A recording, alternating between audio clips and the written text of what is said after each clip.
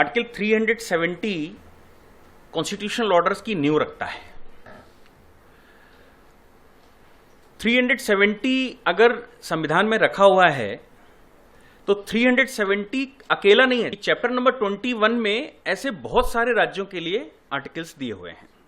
15 राज्य हैं, 25 आर्टिकल हैं। जम्मू कश्मीर को तो वो स्पेशल नहीं बोलता, लेकिन बाकी आर्टिकल्स को वो स्पेशल भी बोलता है। अगर 15 राज्यों के लिए इस तरह के कुछ प्रावधान हैं तो जम्मू कश्मीर के लिए कुछ अलग क्यों? जम्मू कश्मीर मुद्दा क्यों? आर्टिकल 370 खुद में कहता है कि हम टेम्परेरी हैं। पार्लियामेंट में चर्चा के समय भी वो बोलता है कि हम टेम्परेरी हैं, एक समय के बाद हम चले जाएंगे। टेम्परेरीनेस का सबसे बड़ा इलस्ट्रेशन उसका सब क्लॉज 3 बोलता है, और सब क्लॉज 3 ये कहता है कि जब भी इसका काम पूरा होगा तो प्रेसिडेंट इसको अपने सिग्नेचर से सीज कर देगा। मेन प्रावधान है कि प्रेसिडेंट सीज कर देगा, बाद में प्रोविजो जोड़ा है। और प्रोविजो यह कहता है कि अगर प्रेसिडेंट ऐसा करना चाहता है तो उसको जम्मू एंड कश्मीर की कॉन्स्टिट्यूएंट असेंबली से सहमति ले लेनी चाहिए। पावर डेलीगेशन हमारे यहां होता ही है और सभी कंट्रियों में होता है। डेलीगेशन ऑफ पावर चूंकि मुद्दा बहुत बड़ा नहीं है, जिस समय आर्टिकल 370 बन रहा है उस समय बहुत बड़ा मुद्दा नहीं है, इसलिए डेलीगेशन ऑफ पावर प्रेसिडेंट को दे रखा है कि अस्थायी रूप से बनाया गया है, अस्थायी रूप से इसको चला जाना है, इसको बहुत दिन तक रुकना नहीं है, इसलिए पार्लियामेंट में आने की भी आवश्यकता नहीं है। प्रेसिडेंट उसको अपने सिग्नेचर से सीज कर सकता है। आखिर जब तक ये प्रक्रिया चलेगी तब तक क्या? जब तक ये प्रक्रिया चले उतने बीच में उसने कहा कि कॉन्स्टिट्यूशनल ऑर्डर कुछ अमेंडमेंट के साथ, कुछ मॉडिफिकेशंस के साथ इसको बाकी प्रावधानों को जम्मू कश्मीर में ले जाया जा सकता है। ये जो मॉडिफिकेशन एंड एक्सेप्शन वर्ड है, ये शब्द बहुत बड़ा है और इसने ही पूरी गड़बड़ की है। जम्मू कश्मीर में प्रॉब्लम थी, गोपाल स्वामी अयंगर ने कहा कि प्रॉब्लम है, अभी अस्थायी रूप से हम इसको डाले दे रहे हैं, इंतरिम प्रावधान है, कारण है विदेशी हमारी जमीन पर बैठे हुए हैं, जम्मू कश्मीर अभी अभी आजाद हुआ है, यूएनओ के साथ हम इंटेंगल्ड हैं, अभी अभी जम्मू कश्मीर में युद्ध विराम हुआ है, इसलिए हम इसको इंतरिम रूप से रखते हैं। सोचने की बात यह है कि आर्टिकल 370 जब आया तो संविधान के लागू होने के साथ ही आया होगा कि उससे पहले आया? 26 नवंबर सन 1949 को अगर संविधान लागू हो रहा है तो आर्टिकल 370 26 नवंबर 1949 को ही आ रहा है। लेकिन 25 नवंबर सन 1949 को रीजेंट एक प्रोक्लेमेशन कर रहा है और उस प्रोक्लेमेशन में वो कहता है कि भारत का आने वाला संविधान उसको मैं अपने राज्य में लागू करता हूं, और यदि कोई इनकंसिस्टेंसी है तो भारत का संविधान प्रिवेल करेगा। संविधान निर्माण, संविधान पर सिग्नेचर होने से पहले प्रोक्लेमेशन हो गया है और इंटीग्रेशन का प्रोसेस पूरा हो गया।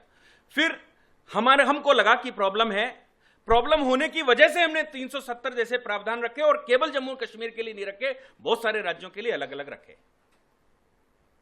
इस ट्रांजिशनल पीरियड में, जब तक ये प्रक्रिया चल रही है, इस ट्रांजिशनल पीरियड में कॉन्स्टिट्यूशनल ऑर्डर्स आने थे।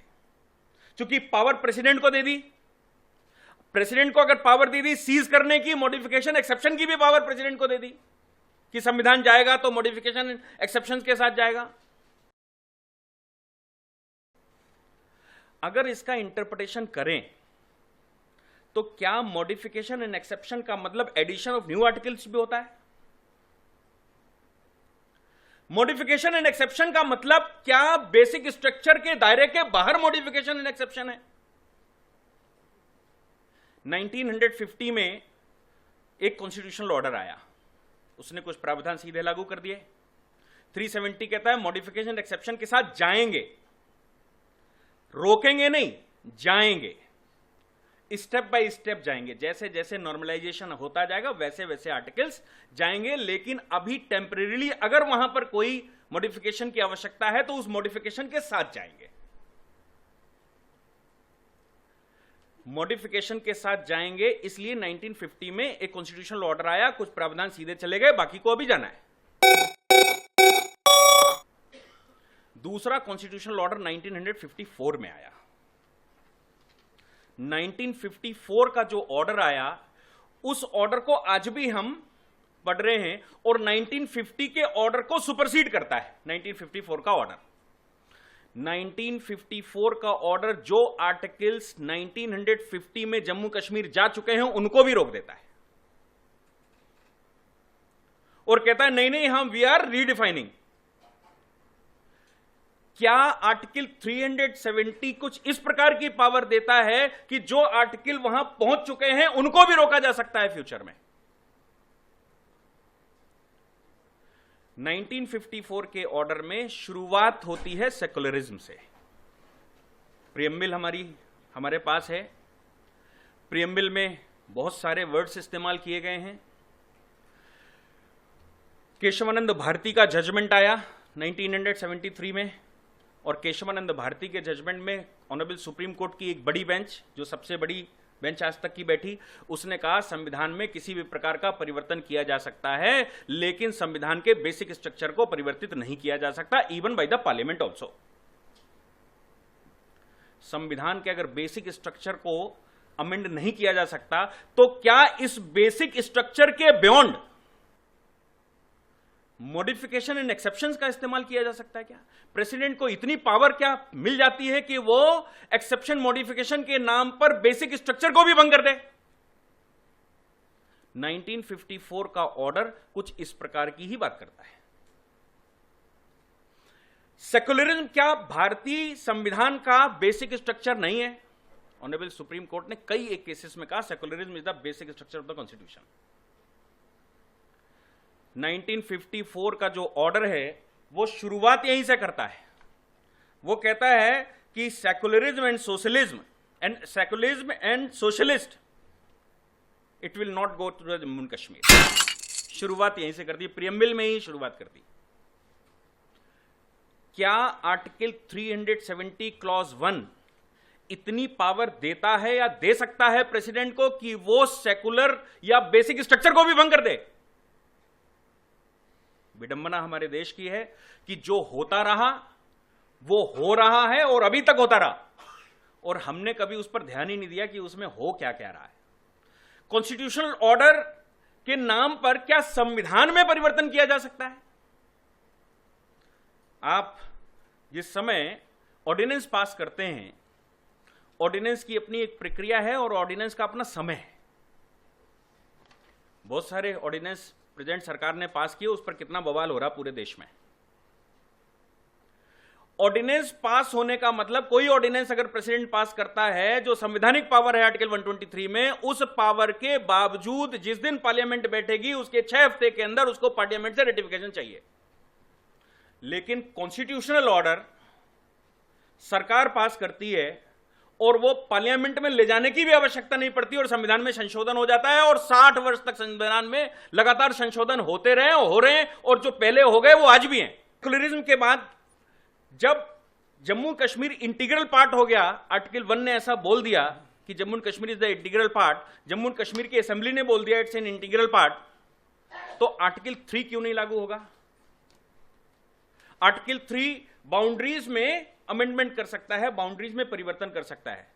कॉन्स्टिट्यूशनल ऑर्डर आया कि नहीं भाई, बाउंड्रीज में किसी प्रकार से केंद्र सरकार हस्तक्षेप नहीं कर सकती। आर्टिकल 7 में परिवर्तन किया गया। जो लोग उस समय माइग्रेट हुए भारत से या भारत में आए विभाजन के समय पर, वो यदि जम्मू कश्मीर के नागरिक होंगे और पाकिस्तान चले गए तो वो आ सकते हैं, लेकिन आर्टिकल 7 हमारा यह कहता है कि अगर कोई व्यक्ति एक पार्टिकुलर डेट तक वापस नहीं आता है तो वो दोबारा वापस नहीं आ सकता, वो पाकिस्तान का ही नागरिक माना जाएगा। लेकिन कॉन्स्टिट्यूशनल ऑर्डर में यह परिवर्तन आया कि आर्टिकल 7 के तहत जम्मू कश्मीर में यदि कोई आवागमन हुआ है तो वो आ सकता है, बाकी भारत में कोई नहीं आ सकता। इसका मतलब यह हो गया कि यदि भारत में किसी को आना हो तो पहले वो पाक ऑक्युपाइड जम्मू कश्मीर चला जाए, वहां से वो जम्मू कश्मीर चला आए और भारत के किसी भी टेरिटरी में रहकर नागरिकता ले ले। आपने एक विंडो खोल दी, वहां से आ जाइए। इसके बाद आर्टिकल 13 फंडामेंटल राइट्स की जान है, वो कहता है कि अगर संविधान में या भारतवर्ष में कोई भी लॉ, बायलॉज, नोटिफिकेशन, रेगुलेशन कुछ भी आता है, यदि वो फंडामेंटल राइट से किसी भी प्रकार से इनकंसिस्टेंट है तो वो शून्य होगा। आर्टिकल 13 में परिवर्तन कर दिया, बोले जम्मू कश्मीर में आएगा तो वो शून्य नहीं होगा। इतना सफिशिएंट होता तो ठीक था। अभी एक बहुत बड़ा मुद्दा देश में चर्चा में रहा, छोड़ दिए कुछ आतंकवादी। आर्टिकल 22 में परिवर्तन आ गया। Article 22 prevention of detention laws के बारे में बोलता है, निवारण निरोध अधिनियम के बारे में। Prevention of detention laws central pass करता है, और यदि राज्य पास करता है तो सेंट्रल से अप्रूवल लेता है, अप्रूवल लेने के बाद प्रिवेंशन ऑफ डिटेंशन लॉज पास कर देता है। इसमें हमारे पास कोफी पोसा था, पोटा बहुत सुना हमने, टाडा बहुत सुना, ऐसे प्रिवेंशन ऑफ डिटेंशन लॉज रहते हैं। आर्टिकल 22 के क्लॉज 4 से लेकर क्लॉज 7 तक ओमिट कर दिया गया, यानी कि प्रिवेंशन ऑफ डिटेंशन लॉज के मामले में केंद्र कोई भी स्टेप नहीं ले सकता। अगर प्रिवेंशन ऑफ डिटेंशन लॉज के मामले में कोई स्टेप लेना है तो वो राज्य ही ले सकता है। किसको बंद करना है और किसको छोड़ना है, किसके ऊपर कैसा केस लगाना है, कैसा चार्ज लगाना है, डिटेंशन लॉज के तहत, सिक्योरिटीज के तहत, वो केंद्र नहीं कर सकता जम्मू कश्मीर में, वो राज्य का विषय है। अगर प्रश्न ये उठता है कि राज्य ने छोड़ दिया और केंद्र ने क्या किया, तो केंद्र कर भी क्या सकता था, संविधान में तो बहुत पहले संशोधन हो चुका है। यदि प्रश्न बनता है कि जम्मू कश्मीर के लोग ये कहते हैं या वहां के चुने हुए प्रतिनिधि ये कहते हैं कि मुझे मुस्लिम चीफ मिनिस्टर चाहिए, तो आपने संविधान में संशोधन करके जब सेकुलर वर्ड ही हटा दिया तो वो तो कहेंगे, क्योंकि सेकुलर तो उन्होंने कहा हमारे यहां आता ही नहीं है। वो अलग बात है कि आर्टिकल 25 से लेकर 28 तक वहां जाता है, लेकिन प्रियम्बल में जो सेकुलर वर्ड, जहां पर सेकुलर सीधा सीधा लिखा था, उससे हटा दिया और बोले कि हमारे यहां कोई सेकुलर स्ट्रक्चर नहीं है, हमारे यहां तो जो स्ट्रक्चर है वो दिखाई दे रहा है, इसलिए हमें हिंदू मुख्यमंत्री नहीं चाहिए। आधार उनकी हट नहीं है, आधार हमारे पार्लियामेंट के द्वारा पास की, हमारे लेजिस्लेशन के द्वारा, या हम कहें सरकार के द्वारा पास किया हुआ कानून, कॉन्स्टिट्यूशनल ऑर्डर है। इतना होता तो सफिशिएंट था। एक कॉन्स्टिट्यूशनल फ्रॉड आया, और संसार में इतना बड़ा कॉन्स्टिट्यूशनल फ्रॉड किसी के संविधान में नहीं हुआ जितना बड़ा कॉन्स्टिट्यूशनल फ्रॉड हमारे संविधान में हुआ। मॉडिफिकेशन एंड एक्सेप्शन के नाम पर एक नया आर्टिकल जोड़ दिया गया। उस आर्टिकल को हमने आर्टिकल 35 कैपिटल ए कहा। भारत के संविधान में एक आर्टिकल जोड़ दिया गया, लेकिन विडंबना यह है कि भारत में जितने भी संविधान के बैरेक्ट पढ़े जाते हैं उसमें वो लिखा नहीं है। अगर वो लिख जाएगा और लोग पढ़ लेंगे तो कुछ ना कुछ तो चिल्लाएंगे कि भाई ऐसा कैसे। आर्टिकल 35A संविधान में कॉन्स्टिट्यूशनल ऑर्डर 1954 के द्वारा ऐड कर दिया जाता है। क्या मॉडिफिकेशन एंड एक्सेप्शन के साथ ये वर्ड जुड़ा हुआ है कि modification, exception and addition? Modification and exception का मतलब बियॉन्ड बेसिक स्ट्रक्चर नहीं हो सकता, लेकिन यह काम बियॉन्ड बेसिक स्ट्रक्चर हुआ। आपने देखा कि असम में असम हाईकोर्ट ने सीबीआई को अनकॉन्स्टिट्यूशनल घोषित कर दिया। कारण क्या था? उन्होंने कहा कि यह एक ऑर्डिनेंस के द्वारा बनाई गई संस्था है और ऑर्डिनेंस को कभी हाउस में नहीं रखा गया। Delhi special police establishment act सरकार ने बनाई, सरकार की एजेंसी है, सरकार एजेंसी बना सकती है, सरकार के पास पुलिस प्रशासन है और बहुत सारी एजेंसियां हैं, लेकिन आपने वो एक्ट बनाया ऑर्डिनेंस के माध्यम से और उसको पार्लियामेंट में नहीं रखा। पार्लियामेंट में न रखने की वजह से असम हाईकोर्ट ने कहा कि नहीं, ये तो असंवैधानिक है भाई, ये तो संवैधानिक काम ही नहीं है। बाद में सरकार ने ऑर्डिनेंस पास करके रेगुलराइज कर दिया और जो भी हुआ। क्या आर्टिकल 35A जो एक राज्य को बिल्कुल अलग से स्टेटस दे देता है, एक राज्य को सुपर पावर बना देता है, क्या ऐसा कोई आर्टिकल बिना असेंबली में आए सस्टेन कर सकता है? क्या प्रेसिडेंट जब ऑर्डिनेंस पास करता है तो ऑर्डिनेंस पास करते समय क्या वो संविधान के किसी आर्टिकल को ऐड कर सकता है? क्या संविधान में सीधा संशोधन ऑर्डिनेंस से आ सकता है? अगर आ भी सकता है तो क्या 6 हफ्ते से ज्यादा वो सस्टेन कर सकता है? आर्टिकल 35A उसका एक जीता जाता एग्जाम्पल है। आर्टिकल 35A संविधान में आया, कॉन्स्टिट्यूशनल ऑर्डर से आया, प्रेसिडेंट के साइन से आया और संविधान की पुस्तक में लिखा नहीं गया, उसको जोड़ा गया अपेंडिक्स में और यह कहा गया constitution of India applicable to the Jammu and Kashmir. Constitution of India applicable to Jammu and Kashmir के लिए क्या आर्टिकल 35A जो यह कहता है कि जम्मू एंड कश्मीर सरकार को, जम्मू एंड कश्मीर की असेंबली को कुछ इस प्रकार के राइट होंगे कि वहां पर जो परमानेंट रेजिडेंस हैं, परमानेंट वहां के रहने वाले निवासी हैं, उनके लिए कुछ प्रिविलेज दे सकता है, उनको नौकरियां दे सकता है, उनको वहां रहने की व्यवस्था कर सकता है, वो लैंड खरीद सकते हैं।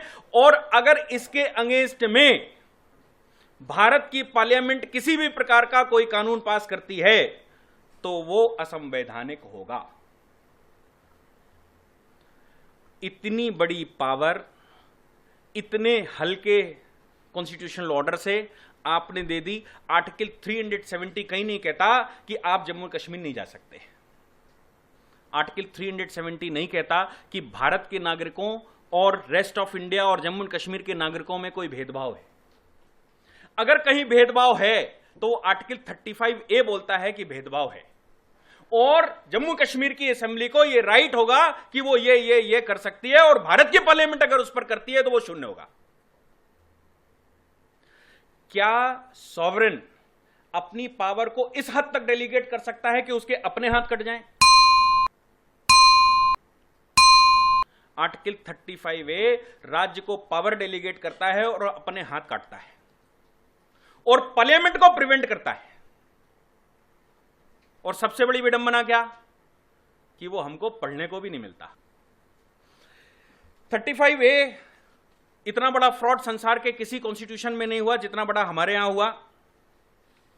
इसके बाद इसका आलम यहीं तक रहता तो समझ में आता है कि भाई यहां तक है, चलो अभी शांति हो गई, पावर दे दी, बात खत्म हो गई, अब शांति से तुम भी रहो अपने घर में, हम भी रहे अपने घर में। आर्टिकल 81 में संशोधन किया जाता है। आर्टिकल 81 असेंबली की सीट्स को डिस्ट्रीब्यूट करता है और पार्लियामेंट की सीट को डिस्ट्रीब्यूट करता है। आर्टिकल 81 के माध्यम से कॉन्स्टिट्यूशनल ऑर्डर नंबर 75 1966 में आता है और जो कहता है कि भारत का जो चुनाव आयोग है उसका जो डिलिमिटेशन कमीशन है वो राज्य में नहीं जाता। यानी कि जो जब कश्मीर की छोटी सी वैली 10,000 16,000 किलोमीटर में आधे से ज्यादा सीटें फिक्स कर दी हैं और बाकी का जो 80% पोर्शन है उसमें सीटें नहीं दी हैं, उसको खत्म कभी नहीं किया जा सकता। वो केवल और केवल असेंबली के हाथ में है, वो चाहे तो खत्म कर सकती है, आप खत्म नहीं कर सकते। कुछ उत्साहजनक सरकार बैठी होगी 1974 में, 1972 में एक नया डिलिमिटेशन कमीशन बना, डिलिमिटेशन एक्ट बना। 1974 में कॉन्स्टिट्यूशनल ऑर्डर आया जो डिलिमिटेशन कमीशन को जम्मू कश्मीर ले जाता है और वो कहता है कि असेंबली और पार्लियामेंट दोनों की सीटों का डिस्ट्रीब्यूशन डिलिमिटेशन कमीशन भारत का कर सकता है। कर तो दिया, लेकिन डिलिमिटेशन वहां जाए कैसे? ताज्जुब की बात है कि 1974 में डिलिमिटेशन कमीशन को रिकॉग्निशन मिलने के बाद कॉन्स्टिट्यूशनल ऑर्डर, जिन कॉन्स्टिट्यूशनल फ्रॉड कॉन्स्टिट्यूशनल ऑर्डर इसकी हम बात कर रहे हैं, उसके मिलने के बाद भी आज तक भारत का डिलिमिटेशन कमीशन वहां गया ही नहीं, और उसने वहां जो पावर उसको दे दी गई उस पावर का इस्तेमाल ही नहीं किया। स्टेट के डिलिमिटेशन कमीशन ने आज तक काम किया। 2002 में एक नया डिलिमिटेशन एक्ट आ गया, 1972 के डिलिमिटेशन एक्ट को वो सुपरसीड कर देता है, और 1966 में जो हुआ वहां से लेकर आज तक डिलिमिटेशन जम्मू कश्मीर का असेंबली के हिसाब से होता, केंद्र के हिसाब से डिलिमिटेशन नहीं हो सकता।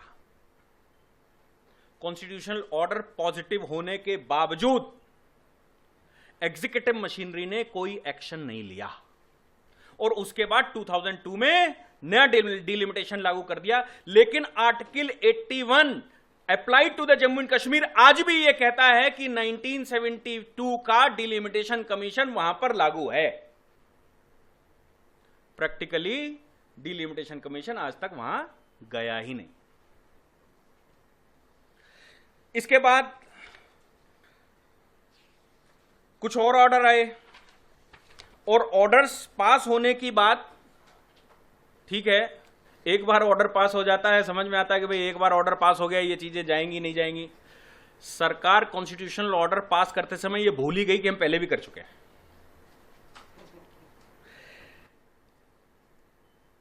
एक कॉन्स्टिट्यूशनल ऑर्डर 60 जो 1960 में आया, सेम कॉन्स्टिट्यूशनल ऑर्डर 89 नंबर करके 1971 में आया।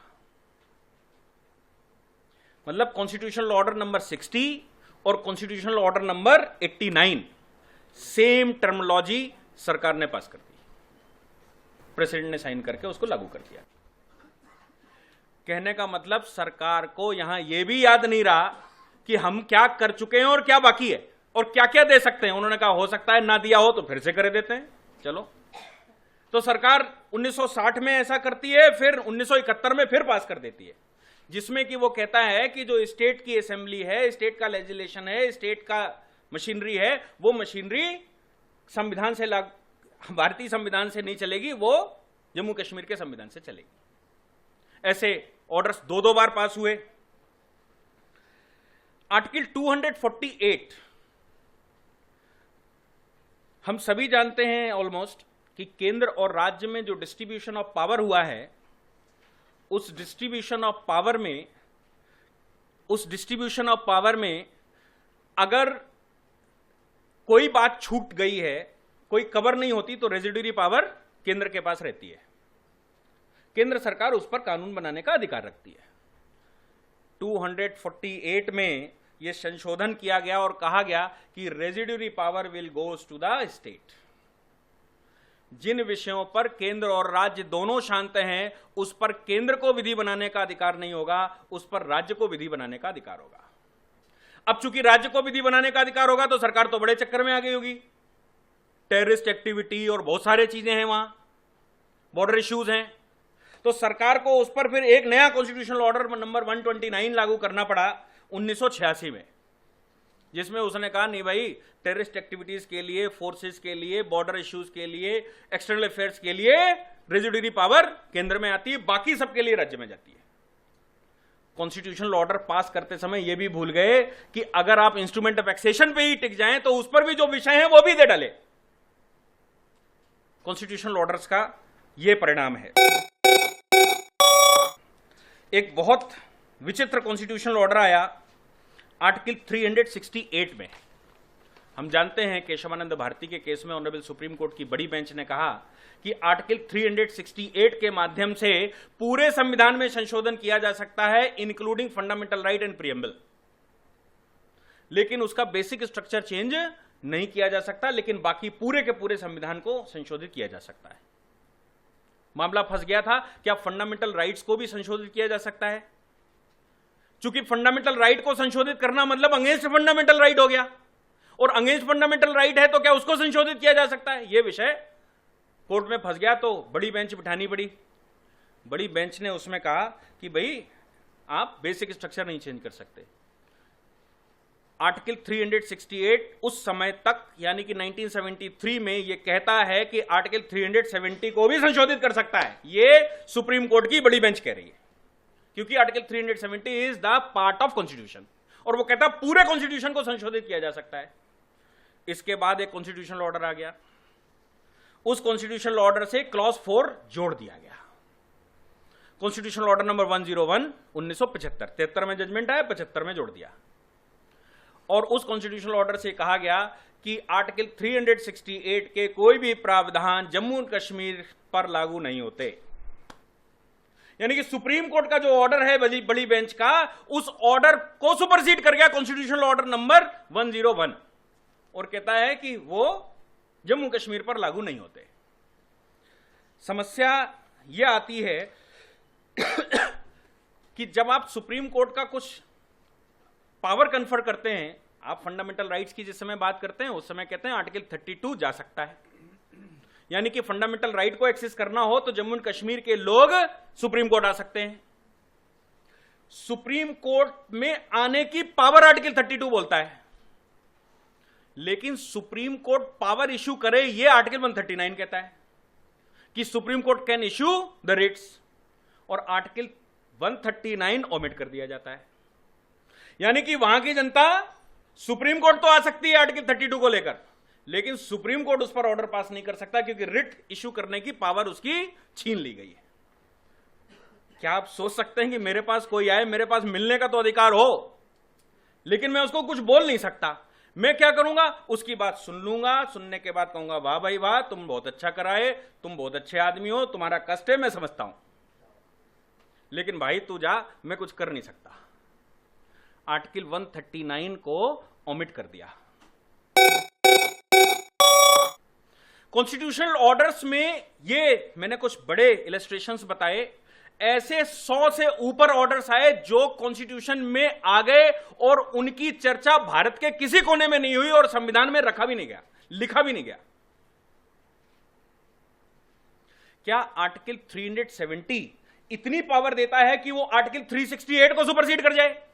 आर्टिकल 370 क्लॉज 1 में जब पावर मिली है तो क्या वो आर्टिकल 368 की पावर पर भी जाएगा? आर्टिकल 368 जो सबको संशोधित कर सकता है, जो 370 को भी संशोधित कर सकता है, और ऐसा सुप्रीम कोर्ट की बड़ी बेंच कहती है, आर्टिकल 370 क्लॉज 1 के पावर में मॉडिफिकेशन एंड एक्सेप्शन में आर्टिकल 368 को सीज कर देता है, कहता है ये जम्मू एंड कश्मीर नहीं जाता। इसके साथ ही यहीं कंक्लूड करते हैं। धन्यवाद।